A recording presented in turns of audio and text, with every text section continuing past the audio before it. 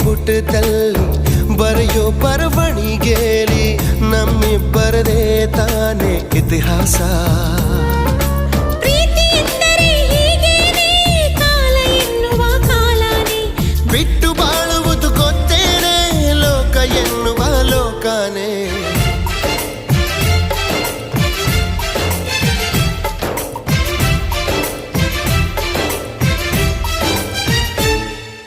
ನಿನ್ನಾಣೆ ನಿನ್ನಾಣೆ ಪ್ರೀತಿ ದೇವತೆ ನಿನ್ನಾಣೆ, ನೀನಿಲ್ದೆ ನಾನೆಲ್ಲ ದೇವರಾಣೆ.